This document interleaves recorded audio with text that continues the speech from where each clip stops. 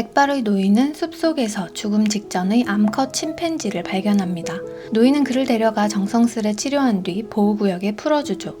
이때 이동식 우리에서 성큼성큼 걸어나와 노인을 끌어안는 침팬지. 둘은 한참 동안 서로의 등을 어루만지며 포옹하고 마음을 전한 침팬지는 숲으로 유유히 사라집니다.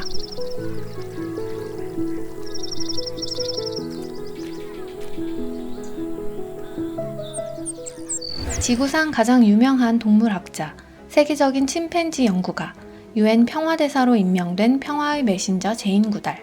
그는 89세의 고령에도 환경보호에 앞장서며 환경단체를 만드는 데에서 나아가 세계 100개국의 단체를 뿌리내리게 만들었습니다. 침팬지의 어머니로 불리며 역사상 침팬지가 가장 사랑한 인간, 그에게는 어떤 특별함이 있는 걸까요? 1934년 영국 런던에서 태어난 제인은 어릴 적 유독 동물을 좋아했습니다. 하루는 닭이 어떻게 달걀을 낳는지 궁금해 어른들에게 물어봤지만 아무도 제대로 알려주지 않았죠. 그래서 직접 알아보기로 하고 닭장에 가려는 닭을 쫓아갑니다. 놀란 닭은 도망가는데요. 제인은 굴하지 않고 닭장에 먼저 들어가 닭을 기다립니다.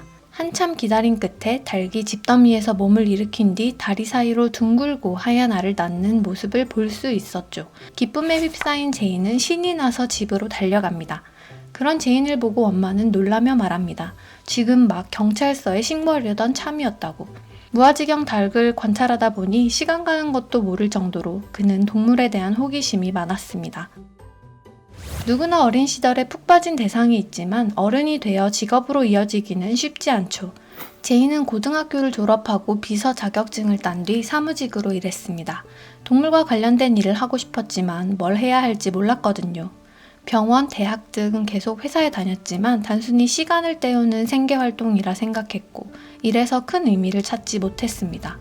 그런 제인에게 운명 같은 기회가 찾아옵니다. 친구의 초대로 동물의 왕국 아프리카에 갈 기회가 생긴 거죠. 그곳에서 제인의 마음은 다시 동물에게 향합니다. 아프리카에서 지내는 동안 케냐 국립자연사 박물관 관장이자 고생물학자인 루이스 리키 박사를 만났고 제인의 가능성을 알아본 그는 제인을 비서 겸 제자로 받아주죠. 제인은 그의 밑에서 일하며 동물에 대해 많은 것들을 배울 수 있었습니다. 하루는 루이스가 탄자니아 밀림에서 침팬지 생활을 연구하는 프로젝트에 참여하지 않겠냐는 제안을 하는데요. 마치 운명처럼 느낀 제인은 날아갈 듯 기뻤지만 사람들은 우려하며 말했죠. 어떻게 젊은 여자가 그 험한 곳에 가서 침팬지와 지낼 수 있겠어? 단 한 사람, 어머니만은 예외였죠. 네가 진심으로 원하고 노력하고 기회를 붙잡는다면 무엇보다 절대로 네 꿈을 포기하지 않는다면 길이 있을 거야. 26살. 학위도 없었던 제인은 오로지 꿈을 위해 1960년 탄자니아 내 침팬지 보호구역인 곰베 국립공원으로 떠납니다. 제인의 연구는 침팬지에 관한 통념을 완전히 뒤흔드는데요. 첫째는 도구의 사용입니다. 1964년 이전까지만 해도 도구를 사용하는 건 지구상에 오직 인간뿐이라고 생각했죠. 제인은 침팬지가 플리피나 나뭇가지를 꺾어 개미굴 속에 넣었다 뺀 뒤 그 위에 붙어있는 개미들을 핥아먹는 모습을 보게 됩니다. 이를 통해 채식만 한다고 알려진 침팬지가 육식을 한다는 것도 보여줄 수 있었죠. 그리고 관찰을 통해 침팬지가 동족을 살해한다는 사실을 알아내게 됩니다. 보통 우두머리 수컷이 대장을 맡아 무리를 이끌었는데요. 다른 무리에 속한 침팬지를 만나면 공격을 가하다가 죽이기까지 했죠. 제인이 관찰한 1975년 전엔 침팬지의 잔인성이 알려지지 않았던 터라 사람들은 충격에 빠졌습니다.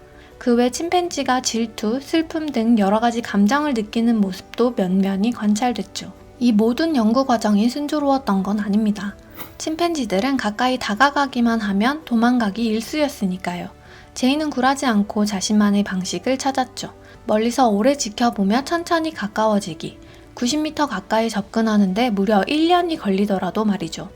하루는 침팬지 한 마리가 제인의 텐트로 와서 바나나를 훔쳐갑니다. 이때다 싶었던 제인은 그 다음 날도 바나나를 차려놓고 기다리죠. 마치 어릴 적 닭장 안에서 닭을 기다릴 때처럼요. 그 결과 나중에는 제인의 손에서 직접 바나나를 받아먹기까지 하는데요. 제인은 그에게 데이비드 그레이어 버드란 이름을 붙여줍니다. 데이비드를 통해 다른 침팬지들도 경계심을 풀고 제인에게 다가오게 되죠. 인생에 늦은 때란 없다고 하죠. 20대 후반 새로운 시작을 하기에 늦은 나이가 아닐까 고민하던 제이는 그로부터 수십 년 넘게 아프리카에서 동물학자로 살아갑니다. 그리고 1986년 50대에 들어선 그는 영국아에서 나아가 침팬지 보호를 위해 사회운동가로 사는 삶을 시작하게 되죠. 여러 나라를 돌아다니며 관계자를 만나 실험용 침팬지 사육 환경을 개선할 것을 설득하고 과거 침팬지 실태 조사를 하다가 그 수가 빠르게 줄어드는 데서 느낀 문제의식을 계기로 뿌리와 새싹이라는 환경보호단체를 만듭니다. 제이는 인간과 동물, 자연이 연결돼 있음을 알리고 더 나은 삶의 터전을 만들고 싶었습니다. 돈을 벌고자 나무를 베는 사람들 때문에 밀림이 점차 사라지고 있었고 이는 침팬지뿐만 아니라 그곳에 사는 사람과 가축, 토지까지 위협했죠. 뿌리와 새싹 회원들은 나무 심기처럼 환경에 이로운 변화를 일으키는 활동을 직접 고안해 실천하는데요. 처음엔 15명의 고등학생들이 작게 모여 시작했으나 이내 유럽과 미국 등지로 퍼졌고 현재는 한국을 포함한 100여 개국에서 활발히 진행되고 있습니다.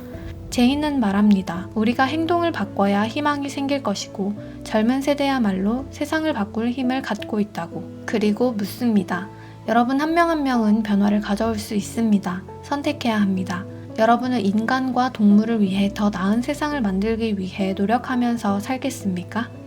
침팬지 연구와 보호에 평생을 바친 제인 구달. 그의 삶은 인간과 동물이 함께 교감하고 성장할 수 있음을 말해줍니다. 세상에 동물을 기르는 사람은 많지만 아직 곳곳에서 유기나 학대가 빈번한 걸 보면 함께 나아간다고 하기엔 조금 이른 듯한데요.